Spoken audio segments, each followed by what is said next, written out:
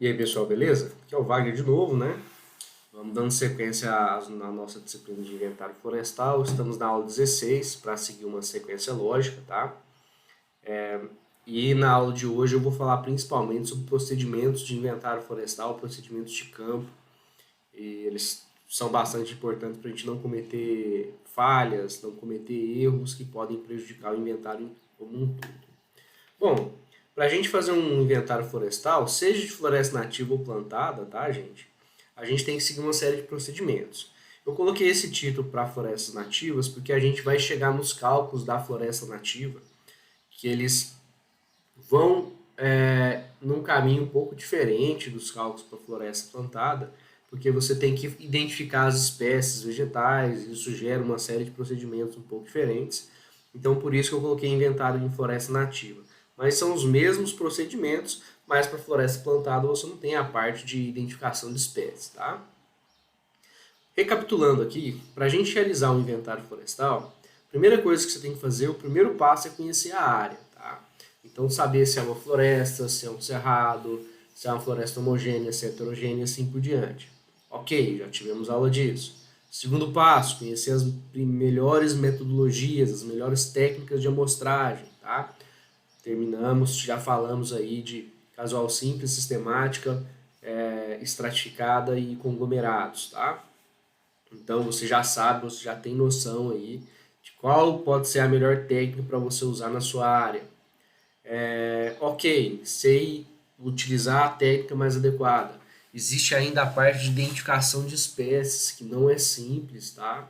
É bem complicado, mesmo quem já tem experiência na área há muito tempo, a gente gasta muito, um grande esforço para identificar algumas espécies. Esse esforço é em tempo mesmo, tá? Às vezes a gente tem que mandar isso para colegas, assim por diante.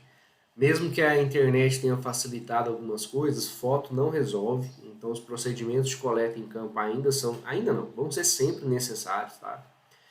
E até para você fixar e aprender as espécies, é importante você pegar ela na mão, né? Foto só não resolve, gera, muito pelo contrário, gera muitos problemas de identificação. Ok, tá? Não vou falar dessa parte de aprender a identificar espécies, porque isso tipo gera uma sistemática vegetal. Então vocês têm que saber fazer uma chave de identificação, vocês têm que saber o básico ali de identificação de famílias. E vocês tiveram dendrologia, né? Então o formato do tronco, da casca, tudo isso ajuda a gente a identificar as espécies. Então a gente junta várias disciplinas, né? Desde a coleta do material botânico até alguns atributos da árvore que ajudam a gente a identificar ela. Então não vou ficar falando disso, não vou ficar falando de identificação de espécies, já vou direto para a parte que é o foco do inventário, tá? E aí a gente chega no passo 3, que é realizar os trabalhos de campo corretamente, que vai ser tema da aula de hoje, tá? O quarto passo é os parâmetros de escrituras da comunidade, que são vários parâmetros, tá? Não é somente número de árvores e volume, tá? Como às vezes a gente quer que seja, onde a gente quer chegar, mas tem uma série de procedimentos para a gente chegar lá, tá bom? Vamos lá. Trabalhos de campo corretamente. Primeira coisa que você deve fazer, primeira coisa é ter equipamento de proteção individual. Não tem como você não ter EPI, tá? Se você é um profissional da área, você tem que comprar isso. Ah, mas uma empresa tem que fornecer. Não interessa, não interessa, você tem que ter o seu, tá? Porque um dia você pode precisar ir para campo para fazer alguma coisa, ou algum dia alguém pode te chamar para você fazer uma consultoria, você tem que ter esse equipamento, tá? Não é nada de muito extravagante, bota, básico, tá? Bota, botina, perneira, de preferência aquelas perneiras que chegam até o joelho, tá? Elas são muito boas mesmo, dá uma proteção maior aí contra espinhos, tá? Tem muitos cipós que tem espinhos, também dá uma proteção a mais contra serpentes, né? Então, perneira é extremamente importante, de preferência aquelas que chegam até o joelho, tá? 90% dos acidentes ofídicos é até a altura do joelho. Usar roupa com manga, tá? Manga, até o final aqui, ó. Né? E luvas. Por quê? Gente, picada de inseto, tá? Principalmente. Mas é claro que protege contra até picada de serpente, né? Uma luva mais grossa. Mas principalmente contra insetos aí e contra espinhos. É muito chato você ir para campo, deu 10 minutos de campo, vral, né? Corta um espinho no seu braço e aí você fica com aquela marca, aquele ardido o campo inteiro. Ou então você pega um monte de carrapato e os carrapatos, né, grudam em você e aí você tá sem manga e aí você tem que ficar tirando. É horrível, tá?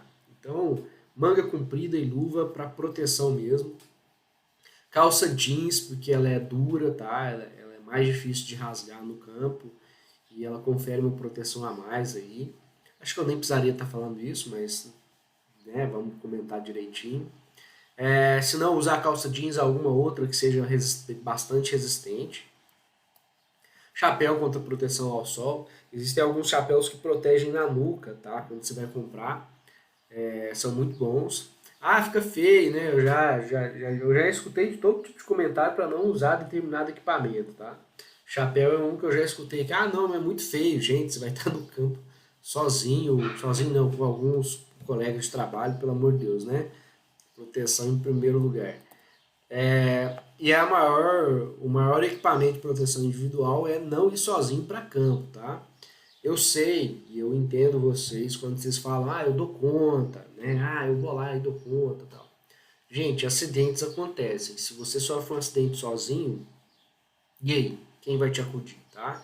Às vezes você torce um pé, às vezes você se assusta ali, tem uma serpente, se assusta, você pula pro lado e ali você se machuca, cai, tropeça. Quantas vezes já não cai em campo, passando no meio de rochas. A gente imagina, quando a gente pensa em trabalho de campo, né, naquela situação linda, né? Você andando naquela floresta de eucalipto plana, tudo bonitinho, mas a vida não é essa rapadura doce não, tá? Às vezes você tem que subir em morros. Quem trabalha com consultoria, quem trabalha com área nativa sabe disso. Algumas regiões que são bem perigosas, então não ir para campo sozinho, tá? Mesmo que seja, ah, eu vou só ali coletar uma espécie, vai em dupla, pelo menos, tá? E, se possível, levar também, essa é uma dica que eu dou para vocês aí, que vão trabalhar em inventário florestal, que vai trabalhar às vezes em manejo, em empresas de consultoria. Gente, é bom fazer exame de alergia, tá? Aqui eu gosto de contar uma historinha, porque eu sou o alvo da história, né? Eu estava no mestrado, eu estava fazendo um trabalho de campo na Serra de Caldas Novas e nunca tive reação alérgica nenhuma. Era picado por abelha, por vespa e por marimbondo. E quando eu era criança era beleza, né? Ia muito para a chácara do meu avô, então fui muito picado ao longo da minha vida aí por mosquitos, por qualquer inseto voador aí que você pode imaginar. E aí o que aconteceu? Estou fazendo um trabalho de campo, eu fui ferroado por uma vespa, não cheguei a identificar a vespa, fui ferroado de novo, questão de segundos depois. Tava eu com um colega meu fazendo um trabalho de campo, a importância de você não estar sozinho em campo, né? É, e aí me deu uma reação alérgica muito grande, quem conhece, depois a gente identificou a vespa, chama marimbondo tatu, quem conhece, quem conhece já deve estar pensando, deve ter doído. E me deu uma reação alérgica bruta, eu parei no hospital. Tá? Daqui a pouco eu vou mostrar uma foto que não é minha, mas foi mais ou menos como eu fiquei. Infelizmente eu não tirei foto desse dia, né? Na época não tinha celular, tá, gente? Que tirava foto, só tinha o celular lá de jogar o jogo da cobrinha. Então não tirei foto, um dos meus arrependimentos em campo foi não ter tirado foto desse dia. Mas basicamente o médico que me atendeu, depois que eu melhorei, ele falou: olha, a próxima você vai morrer. Tá? Então, compra antialérgico, compra antihistamínico, porque como que a reação alérgica funciona quando ela é muito intensa? Dilata os vasos sanguíneos e entope tudo, você morre, tá? Então, você tem que tomar um antihistamínico para cortar a ação da histamina que faz esse procedimento, que faz você ter essa dilatação dos vasos. Então, comprar antialérgico, tá? Esse médico, ele chegou a falar para mim, falou assim, olha, se eu fosse você, eu mudava de profissão, porque a próxima picada pode ser a última, né? Então, já leva aquele susto. Isso foi em 2008 não, 2000 Foi em 2006, meu primeiro ano de mestrado. Foi em 2006. Então, assim, você pode não ter tido reação nenhuma e, de repente, você ser acometido por uma reação alérgica muito intensa e virar óbito em campo. Eu tive a sorte porque a Serra de Caldas Novas fica próxima à cidade, questão de 20 minutos eu estava na cidade, sendo acudido, estando no hospital. Mas e se eu tivesse a 40 minutos? Né? Então, é o tipo de coisa que a gente tem que começar a ficar atento, tá? Tem que começar a ficar atento. A vida de vocês é mais importante que qualquer trabalho de campo, tá? Eu já tive casos, não tô mentindo, já tive casos de que bateu nuvem de abelhas em campo e a gente simplesmente foi embora. Foi embora. Fala assim, quer saber? Vamos embora, a gente volta outro dia. Porque não compensa, tá? Não compensa você correr o risco em determinadas situações. A gente tem aquela coisa, mas eu sou bruto, eu vou mesmo, não sei o que. Eu também era. Eu também me achava, tá? Então, cuidado, tá? Equipamento de proteção individual, proteção pessoal aí, é prioritário. É prioritário e você trabalhar com calma em campo, não fazer as coisas correndo, tá? É importante para que o mínimo de eventos aí possam estar acontecendo. Para quem gosta de ir para campo, né, e principalmente para a mata nativa, já deve ter se cortado com cipós, já deve ter passado aí a perna no espinho. Tem um cipó que a gente chama de rasga-calça, que ele é excelente, o nome fala tudo, né? Ele rasga a calça e te corta, então você tem que tomar cuidado. Então não fazer o procedimento de campo com aquela velocidade máxima, né? Muitas espécies nativas de árvores, a caça, por exemplo, tem espinhos, piptadênia, né, que é o pau-jacaré, tem bastante espinho. Então, quando você vai manusear, se você está sem luva, isso te machuca e atrapalha, chega a estragar um dia de campo, você está lá tranquilo, trabalhando, aí você se machuca, você já fica bravo, vai ficar meia hora bravo com aquela dor, né, com aquela ardência. Então, fazer o trabalho com cuidado. Só botei aqui umas fotinhas, vou mandar material para vocês, depois vocês olham as fotos com calma, tá? É mais para ilustrar mesmo. E aqui é uma foto que eu baixei da internet, mas foi mais ou menos como eu fiquei no dia da picada, tá? Eu levei 2 picadas nas costas e aqui ficou um calombo, assim, ó, foi uma coisa de louco. Um dia eu quero chamar um colega meu que estava comigo no campo, porque ele falou assim, Wagner, eu achei que você ia morrer, velho. Eu achei que você ia morrer. Chegou uma hora lá que ele estava me levando para o hospital, ele falou assim, ó, pro hospital não, ele estava descendo, que a gente estava na Serra de Caldas, a gente estava descendo o morro, né? Ele falou assim, ó, teve uma hora que eu olhei para você, falei, morreu. Então, é muito sério isso. E por isso que eu estou gastando um bom tempo para falar disso, que é para vocês se conscientizarem, saber que a segurança de vocês está em primeiro lugar, tá? Vamos lá. Carrapato. Isso aqui é o maior nojo que a gente tem, né? Ele tá lá fazendo, tá cumprindo o papel dele, tá? No ambiente. A vida dele é realmente se aproveitar aí de animais que passam próximo para poder estar absorvendo sangue. Mas quando a gente pega carrapato, principalmente o micuim, que é o menorzinho, né? Que forma nuvens que vão subindo aí na nossa perna quando a gente bate, quando a gente esparra, é muito incômodo, tá? E algumas pessoas podem ficar aí 20 dias, até um mês, com aquela coceira, com aquele inchaço na região que o carrapato picou. Se você pegar um carrapato que é um pouquinho maiorzinho, um maiorzinho assim, que você consegue ver, né? Você consegue ver na pele, você tá bem. Você pega o carrapato, tira esse carrapato. A dica que o pessoal usa, né? Coloca um pouco de álcool, coloca em cima do carrapato, espera um pouco e tira. Porque se você pegar o carrapato e tirar rapidamente, as presas dele, né, ficam no seu corpo, né? Você estoura as presas dele e isso faz você ficar com a reação alérgica por mais tempo, tá? Mas enfim, se for o carrapato maiorzinho, você tá bem. O problema é que quando você tem galhos secos, flores secas, gado que passa na trilha, né? Então o que acontece? Quando você esbarra numa dessas folhas secas aí, desses galhos secos, ali pode ter uma nuvem de carrapato, você esparra, os carrapatos caem na sua calça, e aí se você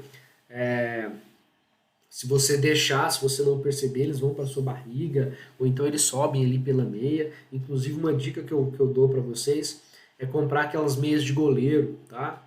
Meia de goleiro é aquela que vai quase não, vai até o joelho, né? E você coloca a meia em cima da calça, tá? Porque se o carrapato bater na bota, por exemplo, ele vai subindo pela meia e depois sobe pela calça. Se você não fizer isso, o carrapato ele sobe pela meia, já vai para sua pele e sobe debaixo da sua calça.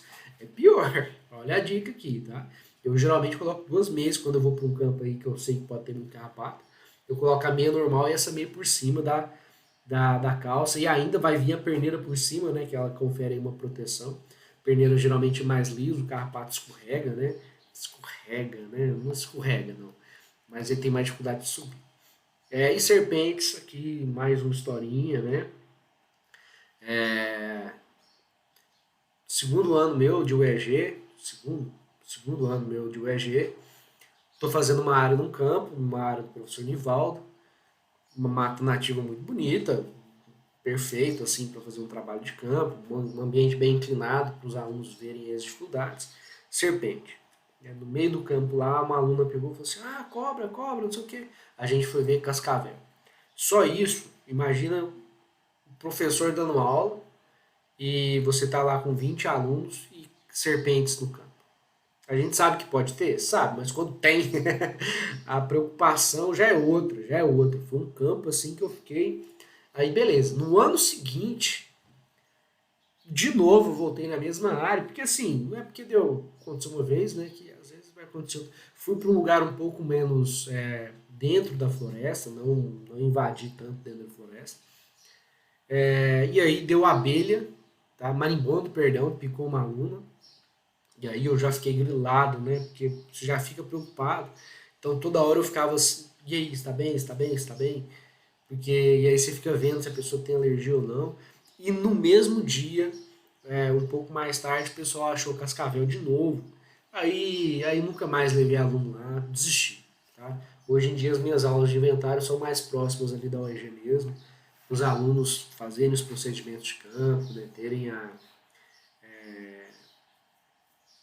experiência, mas eu não levo para áreas muito longe mais não. Por medo mesmo. Se acontece alguma coisa com o aluno, nossa, eu sou do tipo que acho que acaba a minha profissão, acaba o tesão da profissão. Né? Enfim, eu coloquei vários slides aí para falar de proteção e uma das coisas, a segunda coisa mais importante talvez, é você fazer uma listagem. Você pega e faz uma listinha de todos os materiais que você tem que levar para campo. Todos, até caneta você escreve na lista ali. Né? Então você coloca os equipamentos de proteção individual, todos eles, embaixo você coloca prancheta, caneta, treino e assim por diante. Por quê? Antes de ir para campo, você coloca tudo numa caixa, né? Coloca na caixa, estou levando, na caixa, estou levando, na caixa, estou levando. E vai anotando, e vai passando ali a caneta, vendo que você está levando. Aí beleza, você não vai esquecer nenhum material em campo, não vai esquecer nenhum material, pode ir para campo tranquilo. Que nem eu falei, às vezes o campo é 250 km da sua casa. E aí? Se você esqueceu o material, como você vai fazer, tá? Teve vez que eu tava no campo, do nada meu orientador virou para mim e falou assim: Wagner, pega a prancheta aí. Aí eu falei assim: qual prancheta? Ele falou assim: a prancheta com as parcelas. Eu falei assim: vixi. Olhei na minha mochila, não tinha pegado. Eu falei assim: não peguei. A gente tinha viajado para Araguari, era um campo em Araguari, no mato em Araguari. Aí o professor pegou um caderno dele lá, tirou um caderninho e falou assim: ah, não, a gente anota aqui no caderno. Mas a vergonha que eu passei, né? Porque eu era o responsável por estar levando a planilha de campo, o campo era meu.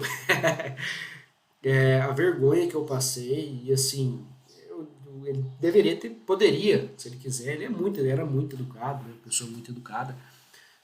Não gritou comigo, nem nada, mas a cara que a pessoa faz, você já sabe, né? Que você fez cagada. Então, imagina você esquecer um material ali de campo. Já aconteceu comigo várias vezes, tá? Mas quando eu faço checklist, principalmente para um campo aí que eu não tenho volta, é importante, tá? Alguns materiais para você levar para campo, né? Eu coloquei aqui bem geralzão, tá? mas só para ilustrar aqui, prancheta com as planilhas de campo, estaca, tá? Estaca de ferro. Você pode mandar fazer as estacas, tá? Não é nada muito complicado.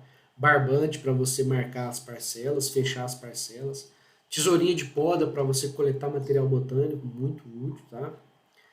O podão, não tem o que fazer, né? A tesoura de poda, né? Tesoura de poda aérea, como o pessoal chama o podão. Fita métrica ou suta. Para a floresta de eucalipto, suta é bom, né? Porque não tem nada que te atrapalhe a medir. Mas para a floresta nativa, fita métrica, tá? Existem umas fitas diamétricas que elas medem já o diâmetro. Mas você pode medir a circunferência e converter para diâmetro, não tem problema nenhum. Material para coletar plantas, folhas, flores, frutos, tá? Coletar material botânico. Hoje em dia eu levo um saco de lixo reforçado, pego a planta, coloco o número da árvore na fita crepe ali mesmo e coloco dentro do saco de lixo. Depois, quando eu volto do campo, aí eu organizo as plantas bonitinho. Mas tem várias maneiras de você coletar material botânico.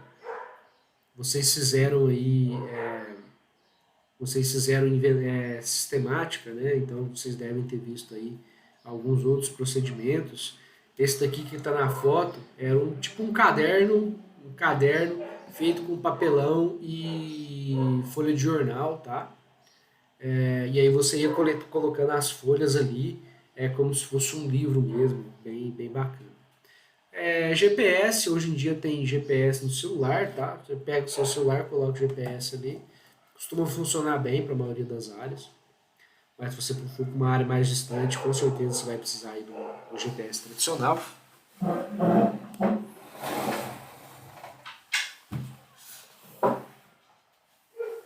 Fechando ali por causa de barulho. Aqui, de vez em quando, eu vou colocar nome, tá? Do pessoal que está nas fotos, que é o professor Sérgio, que fez doutorado na época que eu estava fazendo, meu amigo até hoje, do professor André Gosson também, os dois professores de universidade aí. Só para constar mesmo, um dia eu conto a história aí de como a gente começou a trabalhar com inventário e tal. Opa, vamos lá. Vamos lá. Próxima parte, saber como será feita a amostragem e o que vai ser mensurado, tá? Como assim o que vai ser mensurado? Não tem nada demais aqui, vocês já viram isso. Você vai plotar parcelas, vai contar quantas árvores tem lá dentro e você vai fazer medições dessas árvores, tá? A medição mais comum tradicional é medir a circunferência, porque ela é rápida, mas você pode medir o diâmetro também. Mais à frente eu faço alguns comentários sobre isso. E medições indiretas, que são medições que você utiliza aparelhos, tá? Principalmente aqui a altura é o exemplo mais clássico, né? Você pega o clinômetro e você mede a altura das árvores. Você mede não somente a altura total da árvore, como você mede a altura do fuste, tá? Então você tem a altura do tronco, né? Onde o tronco está retilíneo bonitinho, e você tem a altura da copa. Então você tem aquele intervalo ali, aquela região onde a copa se situa. São medições que são importantes para a gente entender mais sobre a árvore. Tem árvores que têm áreas de copas gigantes, muito grandes, mas na verdade a altura do fuste é pequena, tá? Principalmente a árvore de cerrado aí. E a gente usa esses parâmetros, né? A contagem de árvore vira densidade, a circunferência vira área basal, que depois a gente calcula a dominância, a altura com a circunferência que foi convertida para área basal, tá? A gente calcula o volume. Então, basicamente, com essas três medições, a gente faz muita coisa, muitos cálculos relacionados ao inventário florestal. E aonde a gente quer chegar, no final das contas, é no volume, tá? Ou na biomassa, tá bom? Volume é mais comumente trabalhado, até no mercado de trabalho, mas biomassa pode ser importante aí para a gente compreender, principalmente com finalidade mais científica, tá?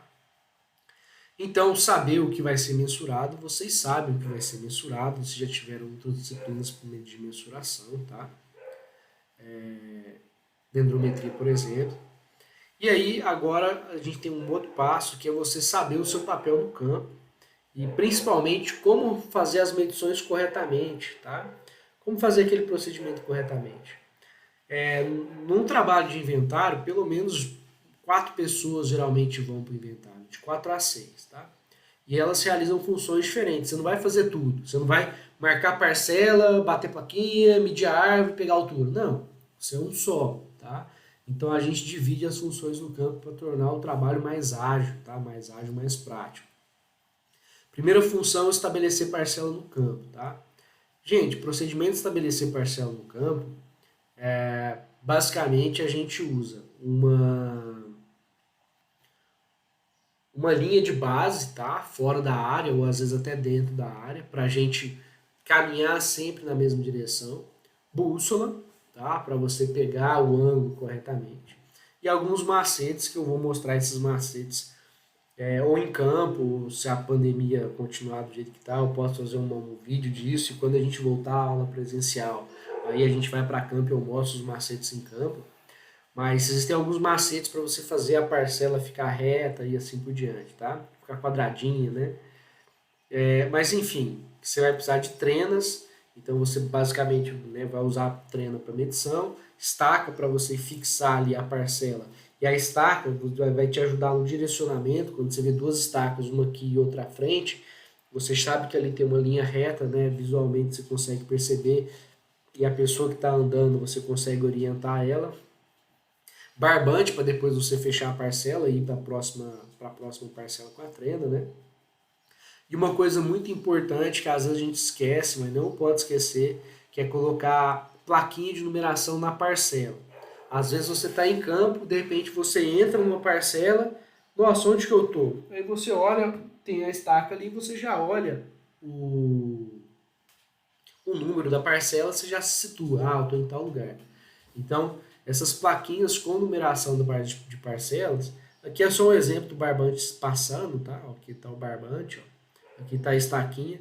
Note que a estaquinha ela está pintada, tá? A ponta a gente pinta ou de branco ou de amarelo para facilitar a visualização, porque se a estaca for de ferro, a cor do ferro é praticamente a cor da terra, tá? E se for de outro material, às vezes canos, né? Aí fica mais fácil de visualizar, mas quando for estaca aí com cor muito próximo, muito contrastante, a gente pinta a ponta dela. E aqui tem uma foto, ó. Aqui é uma foto da estaca e tem uma placa na estaca. Então a gente não coloca só placa nas árvores, não. A gente coloca placas na parcela. Eu padronizo, eu coloco sempre no canto inferior esquerdo da parcela. Então minha parcela está sempre assim e a estaca está aqui. E aqui a gente fecha a parcela, tá? Procedimento aí padrão de campo. Não que você tenha que fazer isso sempre. Essas plaquinhas, pessoal, você pode comprar uma chapa de metal, chapa de alumínio de meio milímetro ou de 1 milímetro. Meio milímetro eu acho melhor, tá? E aqui você pode escrever com caneta, tá? Pega uma caneta já gasta, que não tem mais tinta, né? E você pode forçar e isso fica em relevo ali. Então não é escrever, você tem que, né, escrever com uma certa força. Tem até uns pregos com números que você bate assim e fica, mas demora muito tempo fazer. Ou você vai para o que eu faço hoje em dia, que eu compro umas cervejas, uns refrigerantes em lata e bebo, né? E corto, e aí eles ficam quadradinhos. Geralmente aí uns 2 por 4 centímetros já tá bom para você conseguir colocar ali a numeração. Eu faço isso tanto para essas plaquinhas de parcela quanto para as plaquinhas que a gente vai colocar nas árvores, tá? Tema para próximos slides ali. Então, uma das funções é você trabalhar com as parcelas, né? Com você plotar as parcelas em campo. Já aconteceu da gente começar a plotar parcela achando que elas estavam assim, ó. Imagina que aqui é um transecto, aqui é outro transecto. A gente achou que as parcelas estavam retinhas. Na verdade, elas estavam meio tortas. Aí, de repente, um transecto encontrou no outro, tá? Então, temos que tomar cuidado, e mesmo que pareça um procedimento de campo simples, não é tão simples assim, e você pode cometer erros, tá? Quanto menos erros, melhor aí para vocês. Vamos lá. Continuando, né, com o papel aí que cada pessoa pode estar desenvolvendo. Identificação de espécie, tá? Pessoal, identificação de espécies é uma coisa que a gente não aprende da noite pro dia, exige bastante treino, então assim, se você for trabalhar com áreas nativas, não se culpe de no começo você não ter muita noção, mas com bastante treino, principalmente indo atrás, tá? Você vai conseguir ter um bom conhecimento de espécies. Quando não for possível identificar em campo, muitas vezes não é, coleta o material botânico. A dica que eu dou é tire foto do tronco, tá? Tire foto do tronco, porque o tronco você não consegue levar para casa. Se possível, se for uma árvore grande, dá uma raspada no tronco e tira a foto ali no tecido que está embaixo do tronco, tá? Embaixo da casca, atrás da casca, porque você tira foto ali dos tecidos da planta que ajuda na identificação dela, muitas vezes ajuda na identificação. Anota se tem látex, tá? Faz algumas anotações ali da planta, principalmente se for uma planta bem diferente, isso é bastante importante. Bom, voltando aqui, barulho, gente, muito barulho atrapalha a gente a fazer aula. Espero que não esteja atrapalhando vocês aí. Fita adesiva, tá? Bastante importante, tá bom? Para vocês levarem aquelas fitas brancas, sabe? Adesivas brancas. Eu chamo de fita crepe, tá? Para você colocar ali o número da árvore no campo, o número da árvore que você está coletando, tem que ter o mesmo número da plaquinha que você vai estar batendo na árvore. Daqui a pouco eu falo dessas plaquinhas também. Vou mostrar para vocês, porque eu mostrei as plaquinhas das parcelas, né? São as mesmas, é o mesmo tipo de plaquinha, mas tem um tópico só disso. Caneta, não esquecer de caneta, leve 3, 4 canetas, é horrível esquecer caneta em campo, tá? Se você vai para um campo com 4 pessoas, cada um leva uma caneta, né? Não tem problema, mas você nunca sabe se o outro levou. Então leva 2, 3, porque se uma falhar, tá? Pepino aí para vocês. Pessoal, eu vou explicar bem rapidamente, porque se vocês já estiverem em outras disciplinas, tá?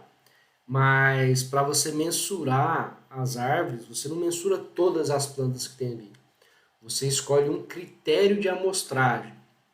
Geralmente, o nosso critério de amostragem são árvores que têm pelo menos 15 centímetros de circunferência ou 5 centímetros de diâmetro, tá? O diâmetro ali. Por que esse padrão? Por que 15 centímetros de circunferência, 5 centímetros de diâmetro? Porque já são árvores que provavelmente vão atingir a fase adulta delas. Uma árvore que tem 15 centímetros de diâmetro, ela já passou pela fase juvenil da vida dela e provavelmente vai sobreviver até virar uma árvore, a menos que aconteça algum evento aí diferente, tá? Ou uma árvore cair em cima dela, uma doença muito séria, assim por diante. Então, por isso que a gente usa esse critério de inclusão, apenas árvores que já têm um porte suficiente para crescer e chegar à fase adulta, tá? Poder se reproduzir e assim por diante. Para a floresta, tá? Para a floresta nativa, para as florestas aqui do Cerrado, 15 centímetros é o nosso padrão, mas se você for para uma floresta, por exemplo, no Amazonas, às vezes eles medem árvores maiores, tá? Com uma circunferência maior, porque se eles pegarem de 15 centímetros, lá uma árvore de 15 centímetros de circunferência, ela é muito jovem, né? Porque ela vai ainda crescer e ficar muito grande. Para a gente, nem tanto. Então, existe uma diferenciação no critério de inclusão, tá? Mas, geralmente, é esse daqui que está no slide aqui que eu falei antes. Para a floresta, a gente mede a 1,30 metros de altura do solo, a partir do solo, tá? Mas, aqui é só exemplificando, né? Mais ou menos aqui a 1,30. O pessoal geralmente chama de CAP, circunferência à altura do peito, ou DAP, diâmetro à altura do peito. Eu não gosto disso porque pessoas diferentes, né? Uma pessoa alta tem um diâmetro à altura do peito que pode passar a minha altura, né? Então eu prefiro dizer circunferência medida a 1,30 metros de altura a partir do solo, tá? Ou diâmetro medido a 1,30 metros a partir do solo. Mas o termo pegou, virou, né, todo mundo da florestal chama de DAP, CAP, assim por diante. Mas para cerrado, que é o nosso caso, né, e outras fisionomias aí mais savânicas, a mensuração é feita a 0,30 metros a partir do solo. Eu estou focando em árvores, tá? Porque se você for medir plântulas, aí muda o critério de amostragem, tá? Mas por enquanto o foco não é árvores. Alguns detalhes quanto à mensuração, você já deve ter tido isso em outras disciplinas. Se você vai medir a 1,30, mas o tronco bifurcou, você pode medir um pouquinho acima para facilitar a sua mensuração, tá? Dá alguns centímetros ali, uns 30 centímetros, e faz a mensuração. Você não vai medir aqui, né?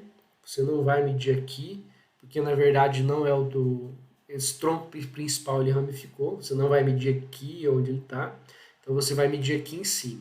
Se por acaso essa árvore fosse maior e bifurcasse mais acima, aí tudo bem, aí você mediria a 1,30, tá? Mas nesse caso ela bifurcou antes de atingir 1,30, então você tem que medir os dois tronquinhos, tá?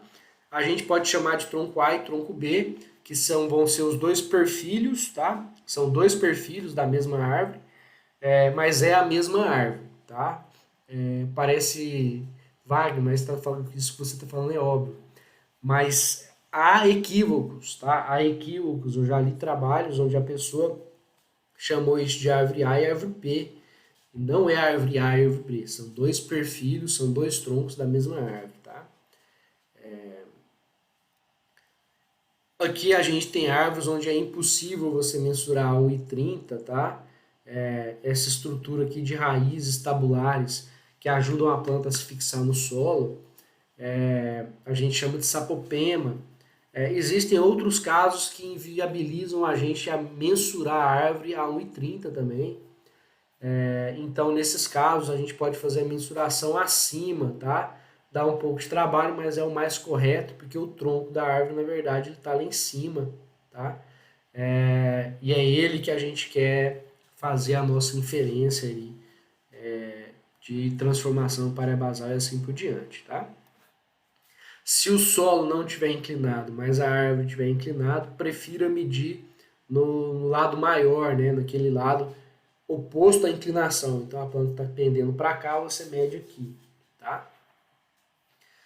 E se o solo for inclinado, e aí você mede a partir da parte mais alta. Isso daqui é padronização, tá? Você mediu a primeira assim, você vai medir todas assim, e aí não dá envezamento, né? Não dá aquela de uma árvore você tem medido aqui e a outra você tem medido aqui, e aí você pode ter problemas ali, erro de amostragem. Para cerrado, tá? É a 0,30, para floresta é a 1,30. A gente chama muitas vezes de diâmetro da base, tá? Mas eu prefiro chamar de D 0,30 quando é medida a 0,30. E o pessoal chama de DAP quando é na altura do peito. E eu prefiro chamar de D 1,30, tá bom? Aqui só uma exemplificação de onde você mediria se a árvore estivesse inclinada. Uma exemplificação de onde você mediria se a árvore tivesse dois troncos. Aqui você pode falar assim, ué, Wagner, mas aqui ela bifurcou depois, por que a minha pessoa está medindo lá em cima? Porque aqui na área onde bifurca, pensa numa árvore, em campo eu consigo mostrar isso melhor. Mas a árvore está crescendo, na hora que ela vai bifurcar, ela não bifurca assim de uma vez, né? Tum, bifurcou. Não é isso que acontece, né? Ela vai bifurcando, naquela região onde ela vai bifurcar, ela fica mais grossa, ela fica mais espessa.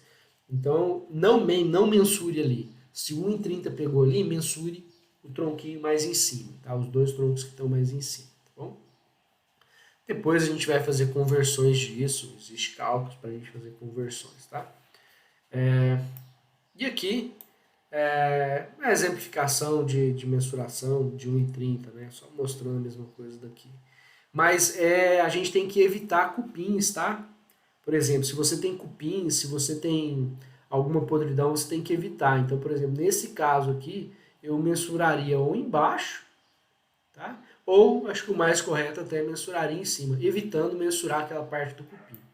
Às vezes tem alguma coisa que atrapalha na mensuração, por exemplo, cipó. Às vezes o cipó está passando na árvore de uma maneira que você não consegue medir direito ela, então você tem que tomar cuidado. Às vezes, infelizmente, tem que cortar ali o cipó, se ele seria atrapalhar demais. Ou então você fazer uma estimativa, né? Ah, com o cipó está dando 18, então ela parece ter uns 16 centímetros. Acontece pouco, mas são algumas coisas no campo que são interessantes aí. Que acontece de vez em quando e a gente tem que tomar a decisão. O importante é a decisão que você tomou para a primeira árvore, você tome para todas as outras. Por exemplo, nesse caso aqui, vamos supor que eu decidi medir embaixo. Então, aonde tinha o cupim, eu medi embaixo do cupim. Todas as outras você tem que medir embaixo também. Se tinha cupim, você tem que medir embaixo. Tá? E você coloca isso, você descreve isso no seu processo metodológico. Tá? Você deixa claro para o leitor essa questão. Tá bom? Tudo que você fez em campo você tem que colocar. Eu acho interessante que, assim, para trabalhos científicos a gente não explica tanto, né? Porque está meio batido.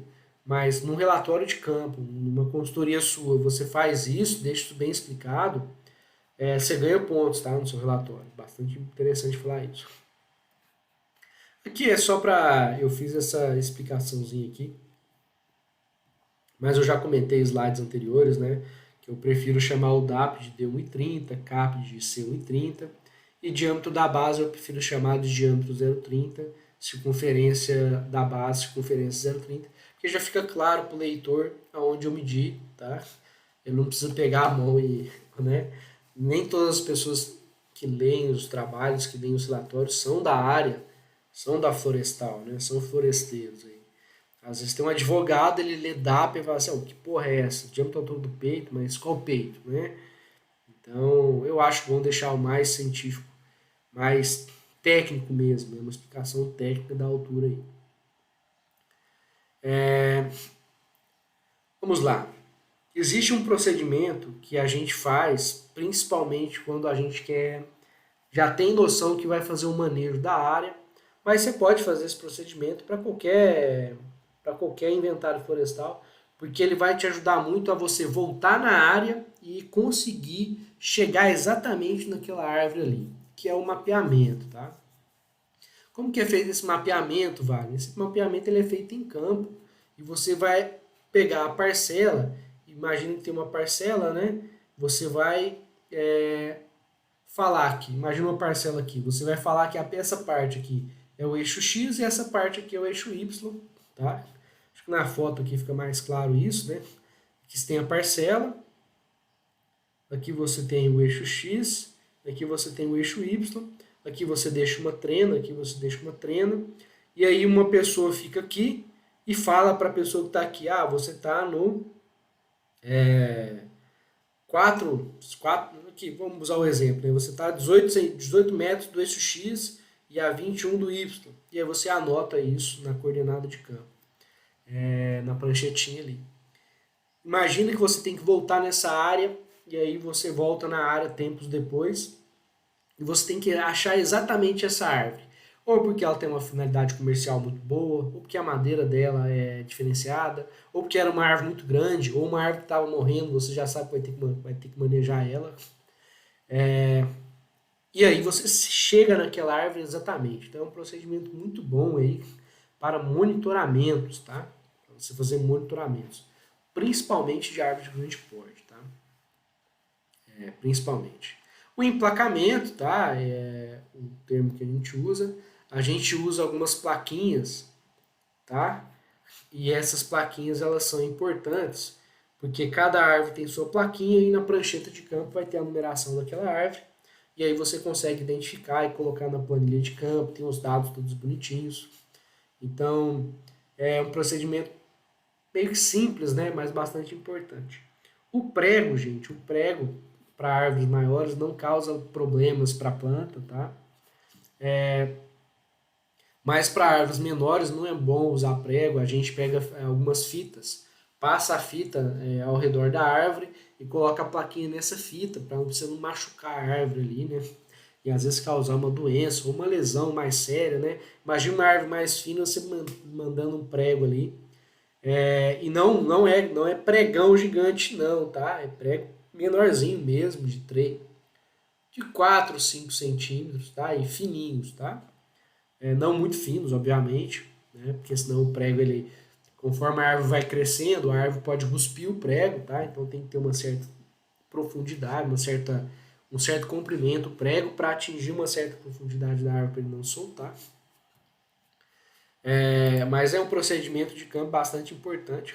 Geralmente, quando eu vou para campo, a primeira pessoa que vai plaquetar, ela já plaqueta, pega uma fita e já mede aquela árvore, né? Faz dois por um. Mas às vezes você quer fazer um campo, você tem mais pessoas e quer agilizar o seu trabalho de campo, uma pessoa vai plaquetando e outra pessoa vai medindo a árvore atrás, tá? E uma outra pessoa mede a altura, que a altura é mais complicado, tá? A altura, geralmente a gente pega alturas de algumas árvores principais ali, algumas mais altas, outras mais baixas, e as outras a gente faz uma estimativa. Mas se for possível, mensura todas, tá? Eu já fiz trabalho de campo que a gente mensurou todas as árvores com um quilômetro. E aí a aferição da altura, gente, por mais bonito que pareça, tá? Estimativa visual, não, né, gente? Você está fazendo um curso aí de graduação para você virar um técnico aí, virar um profissional, chegar numa área e começar a estimar a altura usando os seus olhos de águia, né? Não, isso não. Isso é muito bonito para impressionar aluno, né? Ah, eu acho que a árvore tem tanto, tem 12, aí mede com clinômetro, tem 12 mesmo. Só que você não sabe é que ano passado o professor já tinha medido com clinômetro. E sabia que a árvore tinha 12 antes de fazer a pegadinha com você, né? Estimativa visual não, tá? Não. E mesmo se você estiver em campo, se você tiver uma régua, existe uma metodologia que você coloca a régua e você olha a régua e ela tem que ficar na mesma altura da árvore. Você consegue estimar a altura da árvore usando a régua, tá? Então, estimativa visual de jeito nenhum, tá? Uma dica que eu dou para vocês, já que vai para campo, leve um podão, mensura o tamanho do podão com a trena, coloca o podão em pé do lado da árvore, você já vai ter uma noção da altura dela. Hoje eu não tenho mais, mas a gente já chegou a ter podões de 14 metros de altura, então ajuda bastante aí na hora da mensuração, tá? Geralmente os podões aí que a gente compra chegam até uns 9 metros, então você pega o podão, já dá 9 metros, já tem uma noção da altura da árvore. Para cerrado é fantástico, porque você consegue pegar a altura de praticamente todo mundo. Para floresta nem tanto, e aí você vai precisar de um clinômetro, tá? Próximo slide eu comento algumas coisas sobre o clinômetro. O clinômetro custa aí uns R$ 1.200, já deve estar uns 1.500 por causa do dólar, tá? E hoje em dia tem aplicativos de celular que funcionam como se fosse um clinômetro. Ah, mas o aplicativo não funciona. Eu fiz um trabalho, testei os dados do aplicativo com o clinômetro. O erro foi na casa dos centímetros. A diferença dos dois foi na casa dos centímetros. E manusear o celular, pelo incrível que pareça, é mais fácil que manusear o clinômetro. O celular deu até erro menor, né? E eu acho interessante que eu fiz esse trabalho.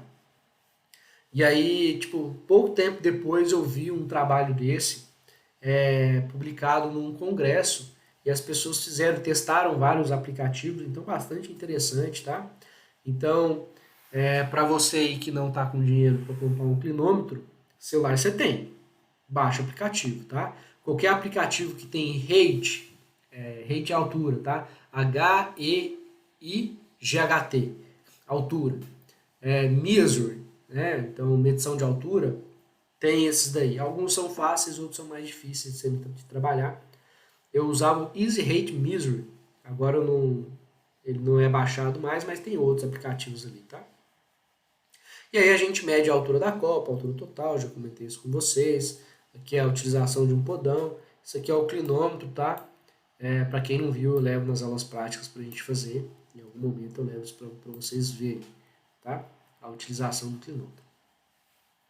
Pessoal, para a medição de altura de árvores, aqui eu vou dar uma diquinha para vocês. Se a árvore for pequena, você viu que a árvore tem uns 10, 12 metros, você pode ficar a 10 metros de distância da árvore.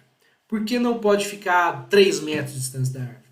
Porque o clinômetro, ele usa a inclinação, né? Você coloca ele aqui, ele usa a inclinação ali, tá? Então, se você está muito perto da árvore, você tem que olhar lá o topo da árvore, né? Então, você vai mexer muito nessa inclinação aqui, e qualquer ângulo aqui que você erre, né? Qualquer coisinha que você faça de errado, já vai dar uma diferença de altura muito grande. Então, quanto mais distante você está da árvore, maiores as chances de você fazer a medição mais precisa, achar o topo da árvore direitinho, não ter nenhum galho aí que vai te atrapalhar, tá?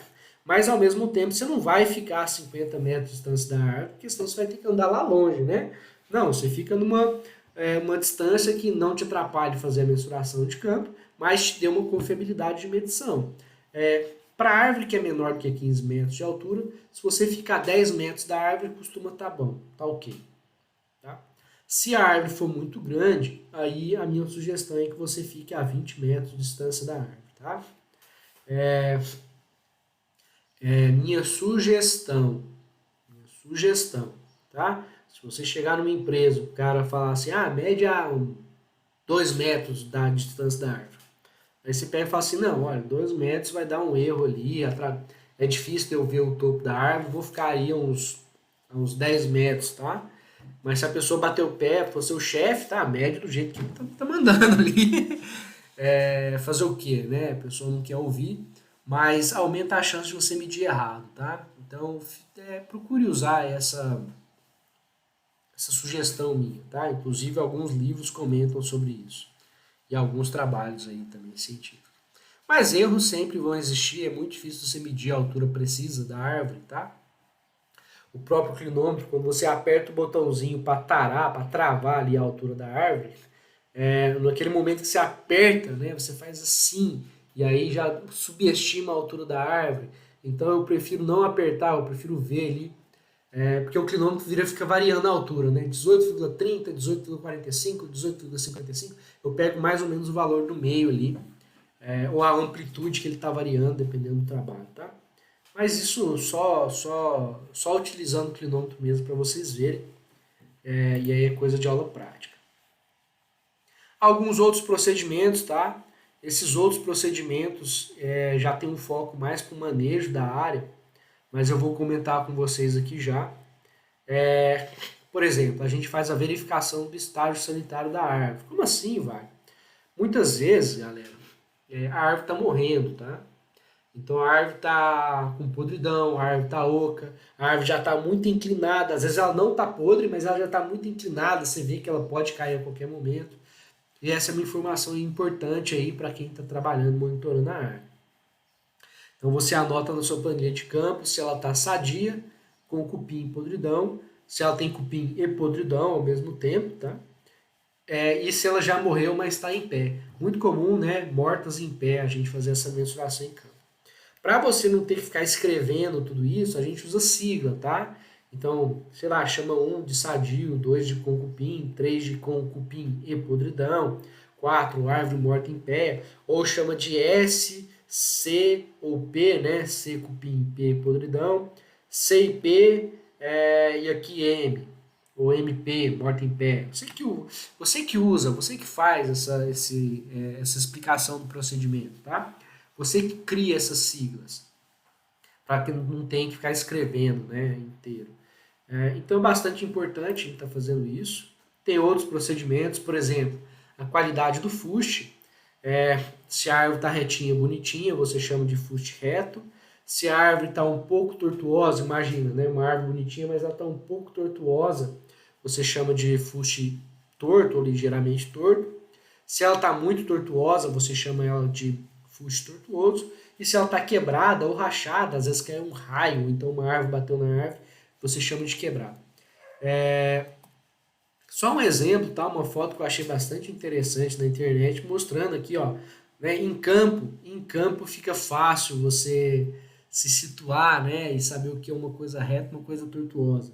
A mesma coisa aí para a floresta de eucalipto, a gente faz a classificação, no começo fica assim, né? Nossa, mas isso aqui é o quê? É ligeiramente torto ou é tortuoso? Aí você vai olhando outras árvores, você percebe bem a diferença de uma árvore com uma tortuosidade maior e uma árvore menos tortuosa, tá? É um procedimento bastante interessante. Imagino que você vai coletar sementes, tá? De qual árvore você coletaria? Dessa ou dessa, né? Então você quer a árvore com o melhor material genético ali para você. Você vai escolher essa daqui. Fora que, com certeza, aqui vai dar muito mais madeira útil do que essa daqui, né? Também a gente faz a avaliação da qualidade do tronco, que é diferente do fuste, tá? O fuste você pega a tortuosidade, que é a qualidade do tronco. Por exemplo, um tronco retilíneo, tá? Um tronco com fuste reto, ele pode ter algum defeito ali, tá?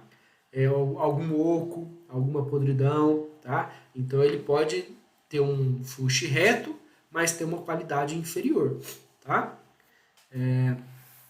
Então você pode fazer essa classificação do mesmo jeito que você faz classificação da qualidade da copa, tá? Para cerrado a gente faz isso com uma certa frequência, para floresta também, mas eu falo cerrado porque no começo eu não fazia, mas com o passar do tempo eu comecei a fazer. Então, se a copa está perfeitinha, você chama de copa boa. Se ela tem problemas em algum lado, regular. Se ela tem muitos problemas, né? Então, muitos galhos secos que já estão mortos, né? Você não sabe por quê, às vezes foi alguma doença ou alguma árvore que caiu ali em cima. Você chama de qualidade da copa inferior, tá? Na planilha de campo, pessoal, o que eu faço? Eu roubo. Como assim eu roubo? Na parte da frente da planilha, eu coloco os quadradinhos onde você vai anotando o que é cada um, as siglas, e no verso eu coloco o significado de cada sigla, tá? Por quê, Wagner? Mas você não decorou isso? Ei, Wagner, mas você também, hein? Nem para decorar que B é boa, R é regular e E é inferior. É tanta letra, é tanto número, gente, tá? E outra, mesmo que eu decorasse, às vezes quem vai para campo não sou eu. Às vezes é um aluno meu que nunca mexeu com isso. Às vezes você está levando aí um primo seu para te ajudar, nunca mexeu com isso. Aí toda hora a pessoa vai perguntar, que eu coloco aqui? Aí você B, aí a pessoa B. Não, a pessoa, né, olha atrás e vê, né? Fora que as nossas planilhas, elas não vão ser usadas sempre pela gente. Às vezes a gente faz um trabalho, mas quem faz o monitoramento, quem continua fazendo aquele trabalho ao longo do tempo, são outras pessoas. Então a sua planilha de campo tem que estar bem explicada. Por isso que eu imprimo na parte de trás as siglas, o significado das siglas, tá? Quando a gente for ter aula de campo, eu vou mostrar para vocês vão ver que ajuda, tá? Tendência de queda muito importante para manejo. O que é uma tendência de queda ampla? Bom, a árvore está tão retinha que você não sabe para onde ela vai cair, né?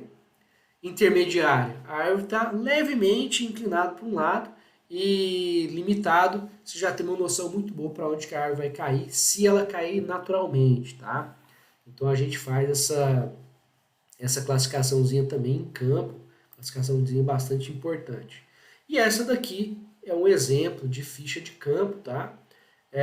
Aqui a gente coloca o local, no meu caso o projeto que está feito aqui, ao qual está vinculado, as coordenadas da área, data, assim por diante.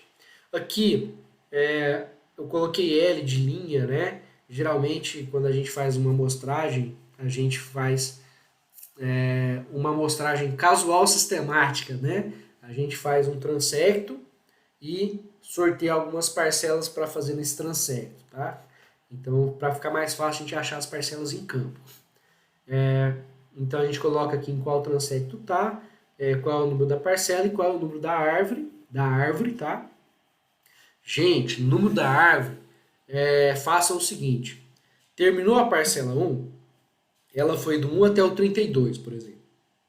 A primeira parcela da parcela 2 vai ser a 33, tá? Não vai ser a 1 da parcela 2, tá? Então, usem os números de parcinha sequencial, do 1 até o final, até a última árvore da floresta, tá? Pode parecer bobagem, mas para quem faz monitoramento ajuda muito ser assim, tá? Ajuda bastante, ok? Wagner, e se eu estiver fazendo um monitoramento, qual é o número da minha primeira árvore nova? A primeira árvore que vai entrar no meu monitoramento.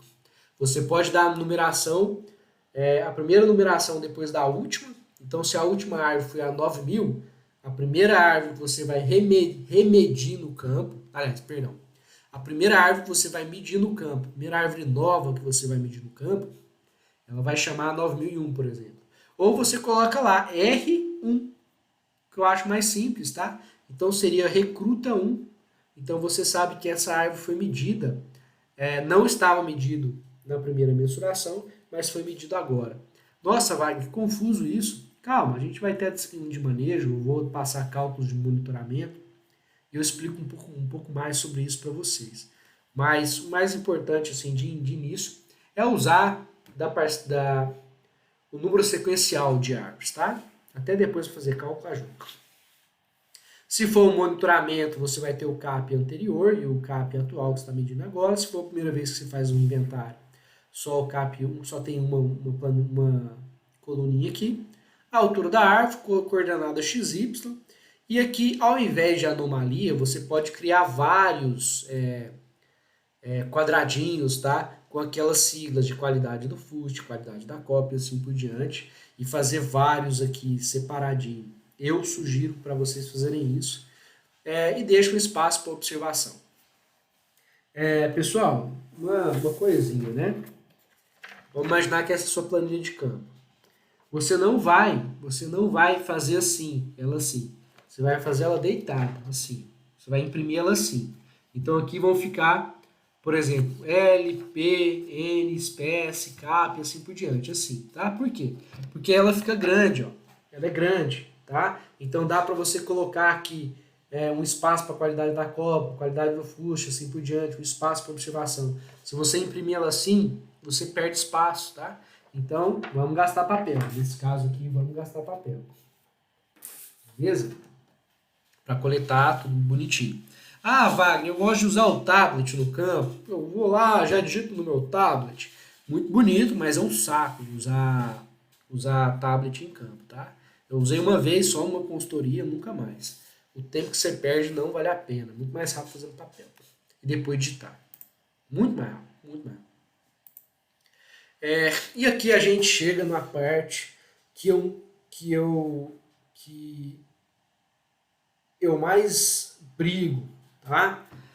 Por quê? Porque vocês gostam de ir para campo. Vocês gostam, tá? A maioria de vocês vão para campo, aprende, começa a aprender espécies, isso empolga, sabe? Isso empolga a pessoa. Geralmente, quando eu faço prática, eu escolho uma pessoa num dia para ser o podãozeiro, pessoa que coleta o material botânico. Nossa, mas essa pessoa fica feliz demais. Porque trabalha, vai lá, coleta, acha bom e tal.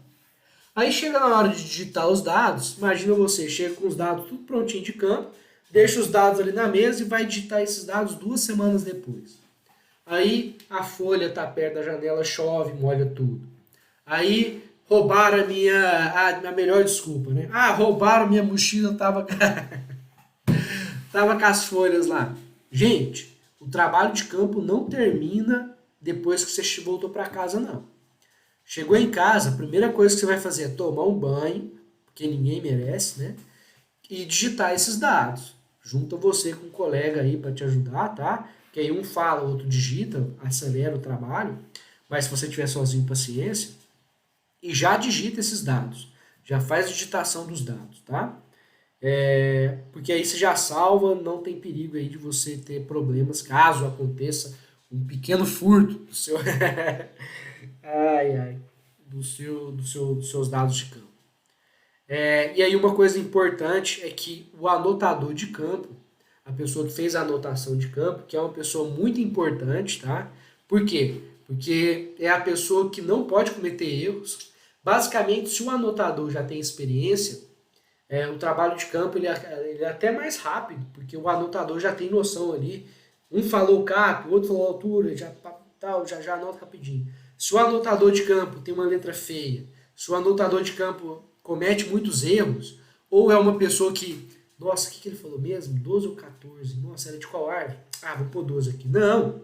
O anotador tem que falar assim, perdi a anotação daquela árvore ali. Fala ali, qual que era o CAP dela mesmo? O anotador tem que ser proativo, tá? Para não escrever errado. E a letra tem que ser bonita para qualquer outra pessoa entender. Mas se a letra for feia, tá? A dica que eu dou é o anotador de campo é a pessoa que digitaliza os dados.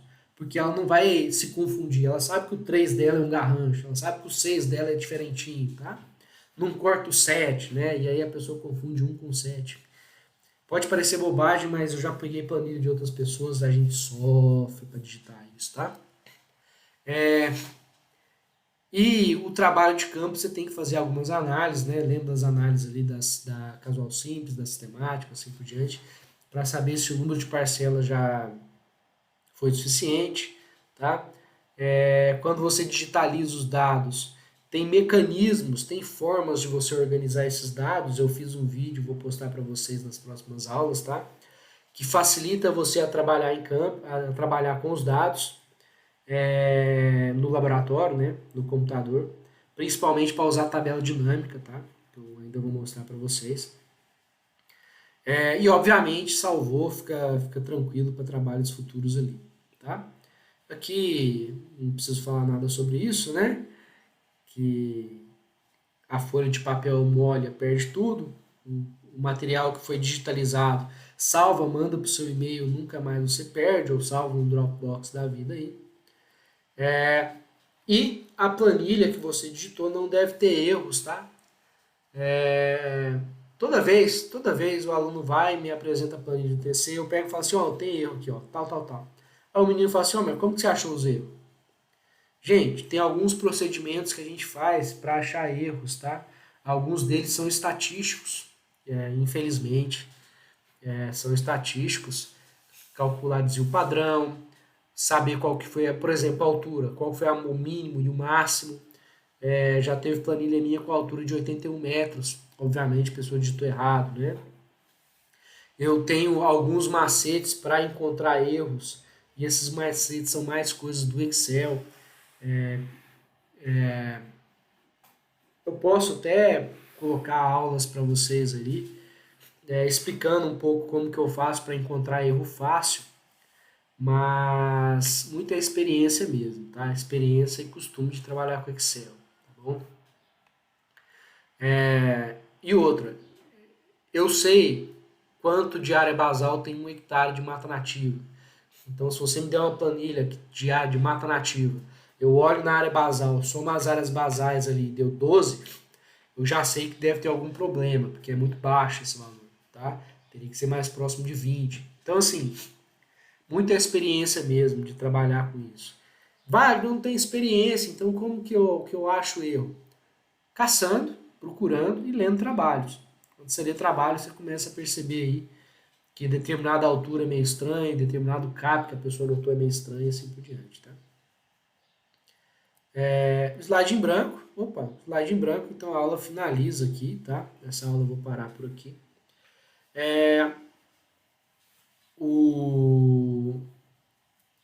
A próxima aula é uma continuação, porque a próxima aula eu vou falar sobre nomenclatura, como você descobre como escrever certo aquele nome daquela espécie. Hoje em dia dá para olhar na internet isso, tá? Mas a aula de hoje fica por aqui. Não vou passar exercício, tá? Só conteúdo teórico mesmo.